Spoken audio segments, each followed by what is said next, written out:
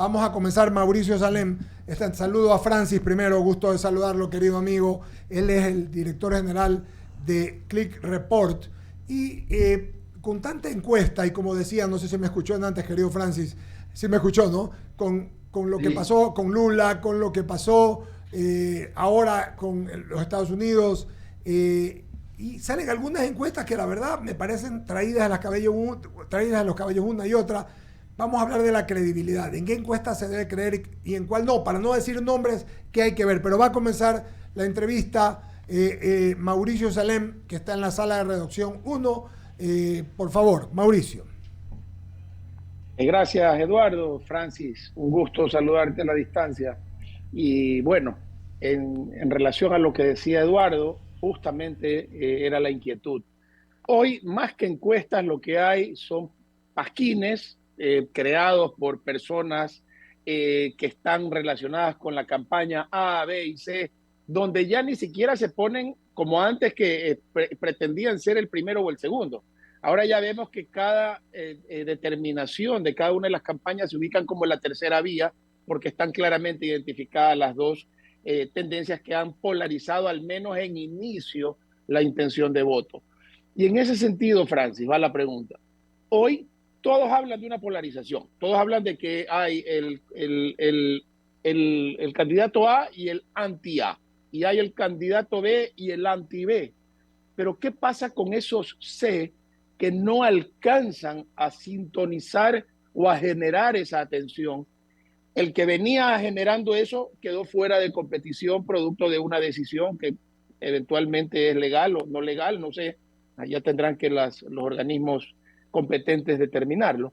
Pero sin embargo vemos que esa eliminación sigue sin generar esa miel para esa tercera vía. ¿Qué tendría que pasar para que esa tercera vía prenda y si definitivamente existe alguna posibilidad de que haya esa tercera vía? Buenos días, Francis. Buenos días, Mauricio. Primero que nada, quiero saludarles a todos, Eduardo, Javier, Jaime. Para mí es un honor estar esta mañana con ustedes y tratar de explicarles la realidad de lo que se vive, no solo en el Ecuador, sino a nivel mundial. Primero, yo quiero que ustedes sepan que las encuestas no fallan. Las encuestas son herramientas científicas que permiten entender claramente qué es lo que está pasando cuando uno realiza la investigación. Obviamente tiene un margen de error, no es una ciencia exacta, pero estas diferencias que vemos como en Brasil, como en Estados Unidos últimamente, e incluso en Ecuador, diferencias de más de 15 puntos, de 17 puntos, no es real. Las encuestas por lo general tienen un margen de error del más o menos 3% y más o menos en esa franja uno puede analizar. Pero las encuestas no es que uno hace una encuesta y esa encuesta le dice qué va a pasar de aquí a 2 meses. No, las encuestas se tienen que hacer periódicamente. ¿Para qué?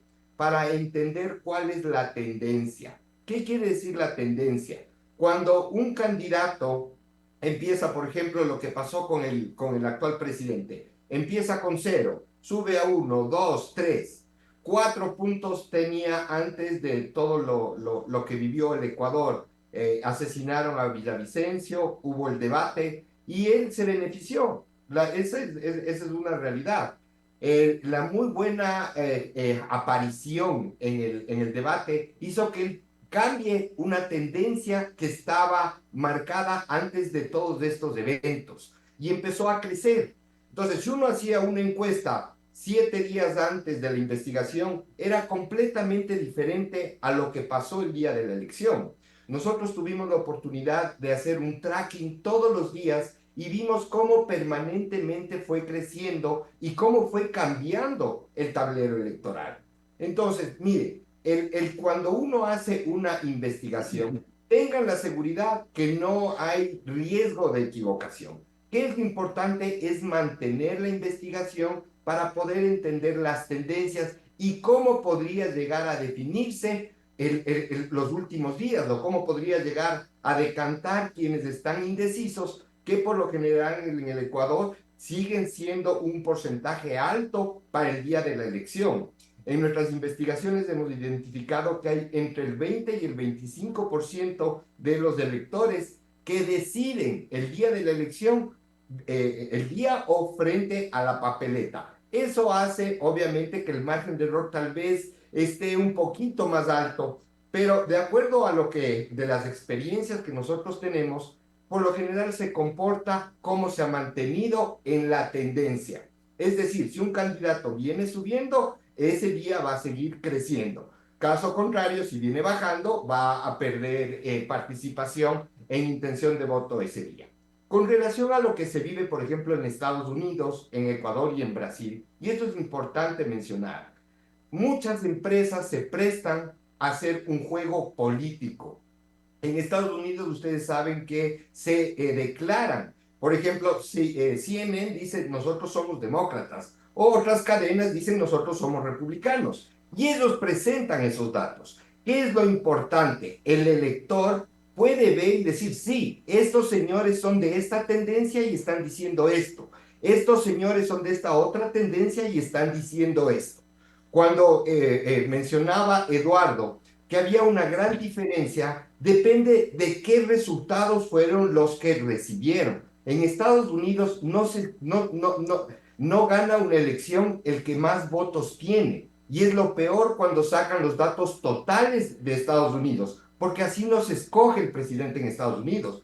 Ustedes saben que se escoge de acuerdo a quién gana en cada uno de los estados. Y los análisis serios que nos envían desde Estados Unidos te dicen, mira, en estos estados ya están pintados republicanos o demócratas y en estos estados hay esta intención de voto. Entonces uno va viendo y puede decir, sí, mira, con esto de aquí le alcanza para llegar o no le alcanza para llegar. En Brasil pasó lo mismo. En Brasil, ¿qué pasó? En Brasil, la estructura mediática de la campaña hace una promoción y logran difundir porque tienen una maquinaria enorme, no solo en Brasil, sino a nivel de Latinoamérica, para posicionar un dato. Y eso es lamentable porque las empresas se prestan para este juego de tratar de ayudar a un candidato. Lamentablemente las encuestas han sido utilizadas como una herramienta de promoción y posicionamiento. En el último evento electoral vimos cómo ponían que ganaban en primera vuelta unos. Luego aparecían otros candidatos como que estaban ya en la segunda vuelta. Y la realidad es diferente. Por eso es importante entender y promocionar que hayan encuestas serias, objetivas, que no dependan de un partido político, que no dependan de un grupo, porque de esa manera es la única forma de tener información transparente. Y lo más importante, miren, las fichas técnicas son las que revelan la calidad de la información. Cuando vemos una encuesta que es hecha en Quito, no podemos esos datos proyectar al total nacional. Representan a donde se está investigando y en la fecha que se está investigando. Entonces es importante siempre analizar esta nota metodológica porque eso nos va a permitir minimizar y obviamente entender la realidad de lo que se vive. Pero yendo un poquito más allá, la gente siente, la gente vive, la gente está pendiente cuando ya estamos en un proceso electoral. Hoy, como usted bien mencionó, Mauricio, existe dos candidatos que son los que tienen más del 60% de la intención de voto. Y un tercer candidato que es el voto nulo, blanco, ninguno. ¿Ok? Más o menos ahí se reparte. El resto de candidatos todavía no existen en el electorado. ¿Por qué todavía no existen? Porque lamentablemente la situación del país es extremadamente grave, es extremadamente difícil. Nosotros, el país no sale de un grave problema y ya estamos en dos más graves problemas.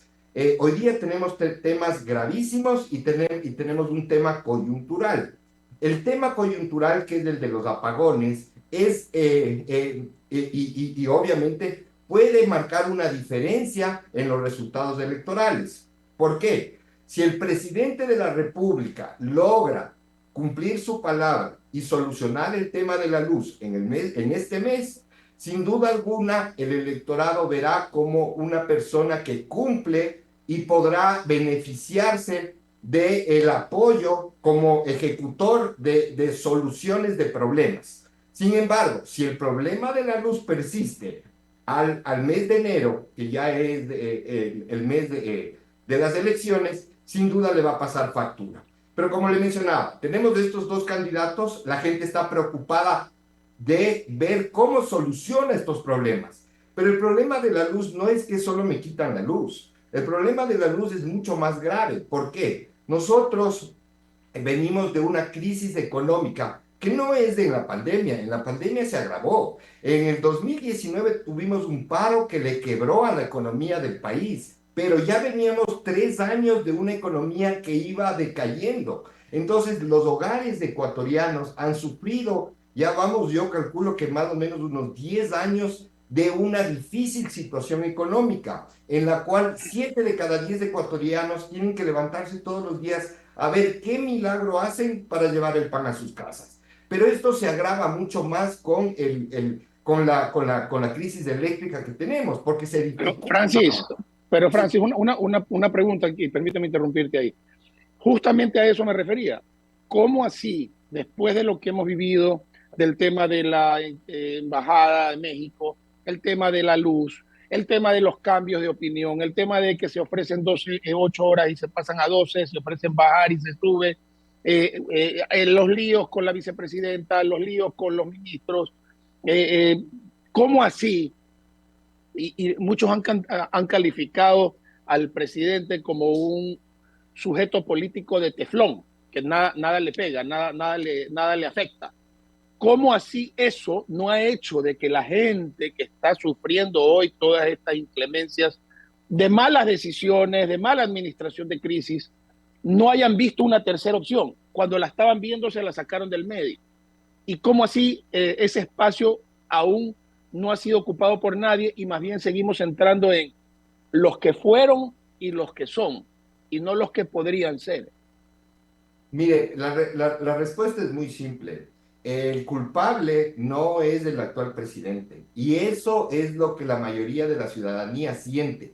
El problema de la luz no es problema del presidente Noboa. El problema de la crisis económica no es problema del presidente Noboa. El problema de la inseguridad y la delincuencia no es problema del presidente Noboa. ¿Cómo le están viendo? Y eso es lo que ha generado este como teflón que todavía tiene el presidente, es que él está tratando de dar solución a estos problemas. Recordemos qué bien calificada fue la decisión del presidente de poner al ejército y a la policía en los barrios donde estaba realmente mucho más complicada el tema de la inseguridad y de la delincuencia. Fue extremadamente bien visto.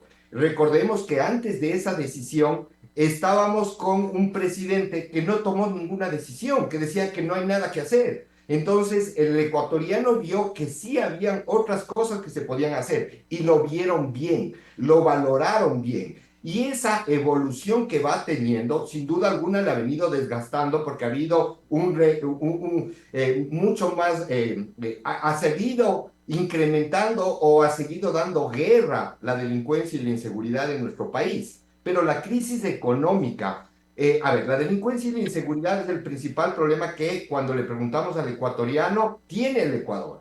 Pero cuando le preguntamos cuál es el problema que no le deja dormir, tiene que ver con los temas económicos, con el desempleo, con el endeudamiento, con la crisis económica que realmente se vive en el país. Eso es lo que no le deja dormir al ecuatoriano.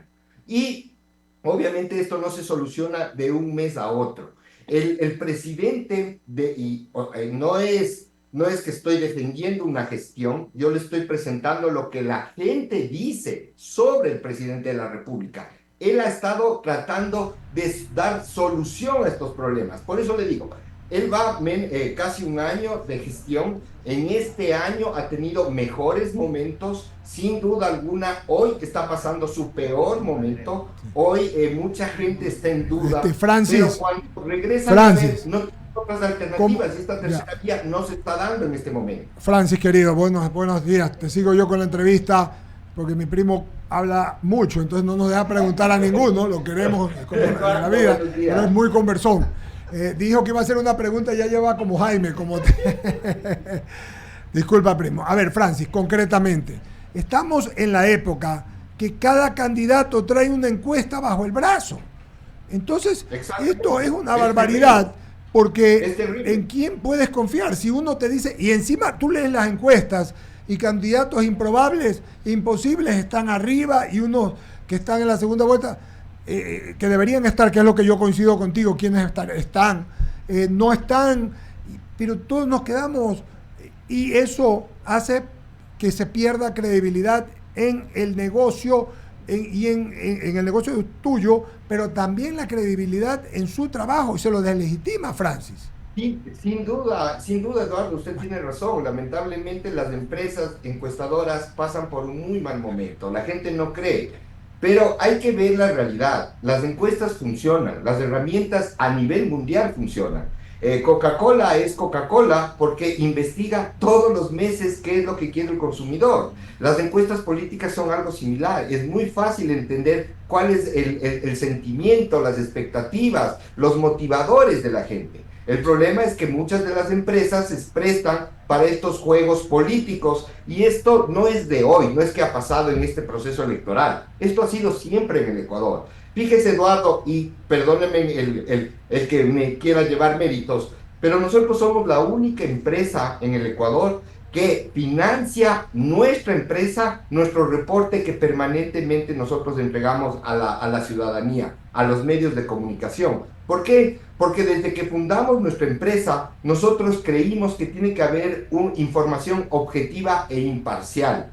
Es importante entender eso, porque si es que uno entiende que no tiene atadura con ningún partido político, usted puede, sin duda alguna, ser completamente objetivo, y eso es lo que se requiere para entender la información.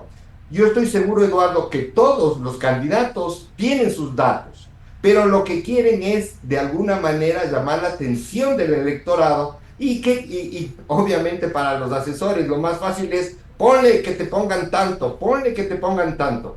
Y esa no es la forma de ganar el electorado. El electorado se trabaja de otra manera. Al electorado hay que trabajarle directamente y decirle por qué razón tienen que votar por los candidatos. Hoy, como le mencionaba a Mauricio, el electorado no está pensando en el próximo proceso electoral. Por eso es que vemos los dos candidatos que son los de mayor conocimiento y los que mayor relevancia tienen en este momento, que son los que mayor intención de voto tienen. ¿Cuándo va a empezar a cambiar esto? Es sin duda alguna la primera semana de enero, cuando empiece realmente la campaña, ya a un mes de la elección, y obviamente el debate y todo lo que pueda pasar en esas semanas serán determinantes para ver si es que aparece una tercera vía. Muchos dicen, ¿puede darse una tercera vía? Por supuesto, en el Ecuador lo único seguro es que no hay nada seguro. Parece chiste, pero esa es la realidad. Parece chiste, pero es real. Entonces tenemos que ir evaluando, ir midiendo cómo van ganando participación, quienes podrían aparecer como una tercera vía. Hoy, a estas alturas, recordemos en el proceso anterior, Daniel Noboa no existía en la papeleta de votación. Entonces, ¿qué puede pasar? Pueden pasar muchas cosas. ¿Qué es importante? Es entender lo que se vive hoy día. Hoy día hay dos candidatos que tienen la mayor intención de voto, y el resto todavía no sabe por quién va a votar. Y estos que no saben por quién va a votar, ¿qué podrían escoger? Vemos claramente que no quieren Noboa y que no quieren González. Entonces van a ver entre las otras alternativas quién puede identificar con las necesidades que tiene. Sin embargo, como le digo, hay que ver cuál es el resultado de la gestión del presidente, porque el que tiene el poder, sin duda alguna, tiene una ventaja y una desventaja. La ventaja es que si logra cumplir y logra generar una percepción positiva del país, va a poder beneficiarse. Sin embargo, si es que las cosas se siguen agravando, va a ser el primer perjudicado. Francis, ¿cómo le va? Javier Segarra le saluda, buenos días. Solamente una pregunta. Javier, ¿cómo le va? Solo una pregunta y que sea concreto, por favor.